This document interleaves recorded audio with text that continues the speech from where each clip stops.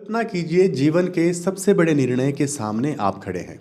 एक तरफ आपके रिश्ते, भावनाएं और लगाव हैं, दूसरी तरफ है आपका कर्तव्य, आपकी जिम्मेदारी और आपकी सच्चाई। दिल कुछ कहता है, दिमाग कुछ और। मन भागना चाहता है लेकिन भीतर कहीं आवाज आती है, सही क्या है। ठीक यही स्थिति कुरुक्षेत्र में खड़े अर्जुन की थी। रथ के बीचों बीच खड़े होकर उन्होंने अपने ही लोगों को सामने देखा, गुरु, भाई, मित्र, संबंधी। उनका धनुष ढीला पड़ गया, मन डगमगाने लगा और बुद्धि भ्रमित हो गई। उन्हें समझ नहीं आ रहा था, क्या युद्ध करना पाप है या कर्तव्य से भागना उससे भी बड़ा पाप है। तभी वे श्री कृष्ण की ओर मुड़ते हैं, केवल मित्र की तरह नहीं बल्कि गुरु और ईश्वर की शरण में गए हुए शिष्य की तरह। और यहीं से शुरू होता है एक गहरा प्रश्न, ज्ञान श्रेष्ठ है या फिर कर्म? सोचना ज्यादा जरूरी है या करना? इसी उलझन से जन्म लेते हैं अध्याय 3 के ये दोनों महत्वपूर्ण श्लोक, जहां अर्जुन अपने मन का सारा भ्रम खोलकर भगवान के सामने रख देते हैं और मानव जीवन की सबसे बड़ी दुविधाओं में से एक का समाधान शुरू होता है। पर यह सिर्फ अर्जुन की कहानी नहीं है, ये हम सब के जीवन की कहानी है। मनुष्य के मन में एक सामान्य सी समस्या होती है, पूर्वाग्रह। यानी हमारे मन में पहले से कुछ मान्यताएं और विश्वास बैठे होते हैं। जब हम किसी दुविधा में होते हैं तो भीतर से हम यही चाहते हैं कि समाधान भी हमारे उन्हीं विश्वासों के अनुसार हो। जैसे कि मान लीजिए, एक एग्जाम्पल लेते हैं, हमें कोई बीमारी है, हम डॉक्टर के पास जाते हैं लेकिन मन में पहले से ही तय करके जाते हैं कि डॉक्टर ऐसी कुछ दवा दे दे जो हमें सही लगे। यही है आग्रह, यानी कि पूर्वाग्रह। इन्हें प्री कंसीव्ड नोशंस भी कहते हैं। अर्जुन के मन में भी ऐसा ही पूर्वाग्रह था। उनका आग्रह यह था कि उन्हें युद्ध नहीं करना है, वे किसी भी तरह से उससे बचना चाहते थे। जब मन में आग्रह होता है तो व्यक्ति सामने वाले व्यक्ति की बात को ठीक से सुनता तो है पर समझता नहीं है। अर्जुन भी श्री कृष्ण की बात को सुन तो रहे थे लेकिन अपने पूर्वाग्रहों के कारण वे ठीक से समझ नहीं पा रहे थे, इसलिए वे भ्रमित हो रहे थे। मनुष्य के जीवन में कई बार ऐसी परिस्थिति आती है जो प्रतिकूल होती है, यानी जिन्हें वो नहीं चाहता। ऐसी स्थिति में मनुष्य बड़ी चतुराई से एक काम करता है, वो अपनी कमजोरी को अच्छाई का रूप दे देता है। अर्जुन भी यही कर रहे थे। वे सीधे ये नहीं कह सकते थे कि मैं कर्तव्य से भागना चाहता हूं, इसलिए उन्होंने अपने युद्ध से बचने की भावना को धर्म और अहिंसा का रूप दे दिया। वे कहने लगे, अपने ही लोगों को मारना ठीक नहीं है, हिंसा पाप है और ये सारे तो मेरे रिश्तेदार हैं, इन्हें कैसे मारूं। ये सुनने में बड़ा अच्छा लगता है लेकिन भीतर से ये कर्तव्य से बचने का प्रयास था। जब कमजोरी अच्छाई का वस्त्र पहन लेती है तब उसे पहचानना और त्यागना बड़ा कठिन हो जाता है। अर्जुन के साथ भी यही हो रहा था। वे अपनी भावनात्मक कमजोरी को धर्म का रूप दे बैठे थे। इसी कारण वे श्री कृष्ण की पिछली शिक्षाओं को भी ठीक से नहीं समझ पाए। उनकी दुविधा अभी भी बनी हुई थी और इसी दुविधा को दूर करने के लिए अर्जुन अब श्री कृष्ण से एक सीधा स्पष्ट प्रश्न पूछते हैं। अर्जुन कहते हैं, ज्यायसी चेत कर्मणस्ते माता बुद्धिर्जनार्दन तत्किम कर्मणि घोरे माम नियोजयसी केशव। अब हम इस श्लोक के पदों का हिंदी में अर्थ पहले समझ लेते हैं। ज्यायसी, ज्यायसी का मतलब है श्रेष्ठ होना। चेत, चेत का मतलब है अगर, यदि। कर्मणः, कर्म से। ते मतलब आपकी। मता, मानी हुई या मानना। बुद्धि, इसका अर्थ है ज्ञान या बुद्धि योग। जनार्दन, हे कृष्ण। तत्, तो। किम मतलब क्यों। और कर्मणि का मतलब है कर्म में। घोरे मतलब भयानक, युद्ध के जैसा कर्म। माम, मुझे। नियोजयसी, नियोजयसी लगाते हैं या प्रेरित करते हैं। केशव, केशव का मतलब है हे कृष्ण। ये था इसके पदों का अर्थ। अब हम एक लाइन में, एक सीक्वेंस में इसके अर्थ को समझते हैं। अर्जुन कहते हैं कि हे कृष्ण, यदि आपके अनुसार ज्ञान कर्म से श्रेष्ठ है तो फिर आप मुझे इस भयानक युद्ध रूपी कर्म में आखिर क्यों लगाना चाहते हैं। यहाँ अर्जुन भ्रमित है, ज्ञान मार्ग अच्छा है या फिर कर्म मार्ग। अब इसी के साथ हम दूसरे श्लोक को भी समझेंगे और एक साथ ही फिर उसकी व्याख्या और भावार्थ को समझेंगे। तो हम अपने श्लोक को देखते हैं। अर्जुन कहते हैं, व्यामी श्रेणेव वाक्येन बुद्धिम मोह्यसीव में तदेकम वद निश्चित्य येन श्रेयो अहम मापनुयाम। अब हम इसके पदों का अर्थ पहले हिंदी में समझ लेते हैं। व्यामिश्रेण मतलब मिश्रित, मिला जुला। इव जैसे। वाक्येन वचनों से। बुद्धिम मेरी बुद्धि, मोह्यसी मोहित कर रहे हैं यानी भ्रमित कर रहे हैं, इव मानो, में मतलब मेरी, तत् मतलब इसीलिए, एकम एकम का मतलब होता है एक ही, वद बताना या बताइए, निश्चित्य निश्चित करके, येन जिससे, श्रेयः कल्याण, अहम का मतलब मैं, अनुप्याम प्राप्त कर सकूं। तो ये था इसके पदों का अर्थ। अब हम एक सीक्वेंस में इसके पहले अर्थ को समझ लेते हैं। अर्जुन यहाँ पर श्री कृष्ण को कह रहे हैं कि हे श्री कृष्ण, आपके मिले जुले वचनों से मेरी बुद्धि भ्रमित हो रही है, इसलिए कृपा करके एक निश्चित मार्ग बताइए जिससे मैं अपना कल्याण प्राप्त कर सकूं। अब हम इन श्लोकों की व्याख्या और भावार्थ को गहराई से समझते हैं। पहले हम पहले श्लोक को समझेंगे। अर्जुन ने यहाँ श्री कृष्ण को सबसे पहले जनार्दन कहकर संबोधित किया। जनार्दन नाम का अर्थ है जन जीवों के कष्टों को हरने वाला। यहाँ अर्जुन प्रार्थना और विनम्र याचना के भाव से भगवान को पुकार रहे हैं। उनके मन में श्री कृष्ण के प्रति अपार श्रद्धा है, वे उन्हें भगवान मानते हैं, इसलिए इस नाम का प्रयोग किया गया है। अब हम ज्यायसी से लेकर केशव तक के भाग को समझेंगे इस श्लोक के।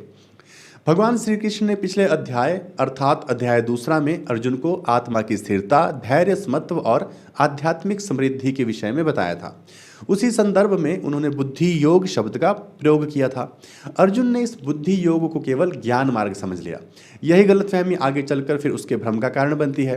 अर्जुन को लगने लगा कि श्री कृष्ण ये कह रहे हैं कि ज्ञान कर्म से श्रेष्ठ है, और इसी वजह से वो उलझन में पड़ गया कि फिर भगवान युद्ध जैसे कर्म में क्यों लगा रहे हैं। ये स्थिति बिल्कुल वैसे ही होती है जैसे कक्षा में एक शिक्षक छात्र को कोई गूढ़ विषय समझाता है। छात्र ध्यान से सुनता तो है लेकिन पूरी तरह से समझ नहीं पाता।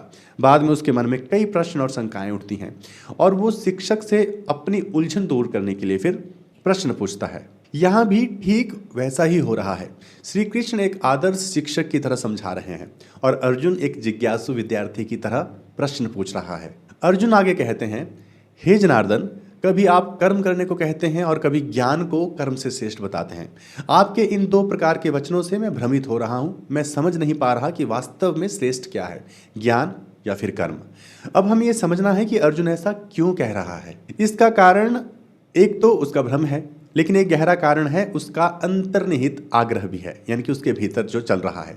अर्जुन युद्ध से बचना चाहता है, वो भीतर से युद्ध को टालना चाहता है, पर सीधे स्वीकार नहीं कर पा रहा, इसलिए उसकी बुद्धि भी उसी दिशा में अब तर्क ढूंढ रही है। उसे लग रहा है कि श्री कृष्ण ने ये कहा है कि ज्ञान श्रेष्ठ है और कर्म निकृष्ट है, तो फिर वो पूछता है, यदि ज्ञान श्रेष्ठ है और कर्म निम्न है तो हे भगवान, हे प्रभु, आप मुझे इस भयानक कर्म युद्ध में क्यों धकेल रहे हैं। यहाँ अर्जुन का मन बड़ी सूक्ष्म चाल चलता है। वो सचेत रूप से नहीं पर अचेतन रूप से युद्ध से बचने का रास्ता खोज निकाल रहा है। मनुष्य का स्वभाव ही ऐसा है, वो अक्सर वही तर्क सही मानता है जो उसके हित या सुविधा के फिर अनुकूल होते हैं। अर्जुन के साथ भी यही हो रहा है। उसे लगता है कि धर्म की बात कर रहा है, ज्ञान की बात कर रहा है, पर भीतर से उसका जो मन है वो युद्ध से बचने का तरीका खोज रहा है। इसीलिए उसकी बुद्धि भी उसी दिशा में कोई ना कोई अर्थ निकाल रही है। संक्षेप में अर्जुन का प्रश्न ये है कि यदि ज्ञान ही श्रेष्ठ है तो मुझे उसी मार्ग पर ले चलिए, मुझे इस कर्म, इस युद्ध में आखिर क्यों लगा रहे हैं। अब हम व्यामी श्रेणेव से लेकर में तक के भाग को समझते हैं। श्री कृष्ण ने अर्जुन को पहले कर्म, ज्ञान, स्थिर बुद्धि और जीवन की सच्ची समृद्धि के बारे में बताया था। इन बातों को सुनकर अर्जुन को ऐसा लगने लगा कि भगवान 2 अलग अलग बातें कर रहे हैं। कभी वे कर्म की प्रशंसा करते दिखाई देते हैं और कभी ज्ञान को ऊंचा स्थान दे देते हैं। अर्जुन की समझ में ये बात स्पष्ट नहीं बैठ पा रही थी। उसे ऐसा प्रतीत होने लगा कि शायद ज्ञान श्रेष्ठ है और कर्म उससे निम्न है। तब उसके मन में स्वाभाविक प्रश्न उठा, यदि ज्ञान ही श्रेष्ठ है तो मैं युद्ध क्यों करूं, ऐसा क्रूर भयानक कर्म मैं आखिर क्यों करूं। इसी मनोस्थिति में अर्जुन कहते हैं, हे प्रभु, आपके जो मिले जुले से वचन है ना, मेरी बुद्धि में समझ नहीं आ रहे। मैं मोहित हो रहा हूं, अर्थात मैं भ्रमित हो रहा हूं। यहाँ अर्जुन ये नहीं कह रहे कि श्री कृष्ण सचमुच भ्रम पैदा कर रहे हैं, बल्कि वो अपनी समझ और अपनी गहराई के हिसाब से कह रहे हैं कि मैं इसे समझ नहीं पा रहा हूँ, पकड़ नहीं पा रहा हूँ, इसलिए मुझे सब मिला जुला और उलझा हुआ सा लग रहा है। अब श्लोक का दूसरा भाग, तदेकम वद से लेकर श्रेयो अहमानुप्याम तक। अब अर्जुन सीधे अपनी जरूरत बताते हैं। वे कहते हैं, कृपया निश्चित करके एक ही बात स्पष्ट रूप से बताइए कि मुझे क्या करना चाहिए जिससे मेरा कल्याण हो जाए। ये बड़ा महत्वपूर्ण क्षण है। यहाँ अर्जुन तर्क नहीं कर रहे बल्कि समाधान मांग रहे हैं। वे स्वीकार कर रहे हैं कि वे स्वयं निर्णय लेने की स्थिति में नहीं है, इसलिए वे भगवान से स्पष्ट मार्गदर्शन चाहते हैं। ऐसा मार्ग जो उनके लिए वास्तव में श्रेय मार्ग हो, अर्थात कल्याण करने वाला मार्ग हो। यही अर्जुन का सच्चा शिष्य भाव भी है, भ्रम को स्वीकार करना और विनम्र होकर सही दिशा पूछना। अब इस श्लोक के अत्यंत महत्वपूर्ण परिशिष्ट भाव को समझते हैं। इस श्लोक का सार ये है कि कोई भी कर्म हमें अच्छा या बुरा तब तक ही दिखाई देता है जब तक हमारी दृष्टि केवल इस संसार पर टिकी रहती है। जब मनुष्य केवल बाहरी परिस्थितियों, लोगों और रिश्तों को देखता है तो वो कर्मों को भी उसी आधार पर परखता है। ये अच्छा है, ये बुरा है, ये सही है या फिर गलत है। लेकिन यहाँ एक बड़ी भूल हो जाती है। हम कर्म को तो देखते हैं पर अपना कर्तव्य भूल जाते हैं। जब मनुष्य कर्तव्य को भुलाकर कर्म का मूल्यांकन, इवैल्यूएशन करता है, तब उसके निर्णय भावनाओं, लगाव, भय और स्वार्थ से प्रभावित हो जाते हैं। उसे केवल इतना ही दिखता है कि ये काम मुझे अच्छा लग रहा है, ये काम मुझे बुरा लग रहा है, पर वो ये नहीं देख पाता कि उसकी भूमिका क्या थी, उसकी जिम्मेदारियां क्या थी और उस स्थिति में उसका धर्म क्या था। अर्जुन के साथ भी यही हो रहा था। जब तक उसे अपने कर्तव्य का स्पष्ट ज्ञान नहीं था, तब तक उसे केवल संसार ही दिखाई दे रहा था। ये मेरे रिश्तेदार हैं, ये मेरे गुरु हैं और ये मेरे अपने लोग हैं। इन्हीं संबंधों के आधार पे वो युद्ध को अच्छा या बुरा ठहरा रहा था।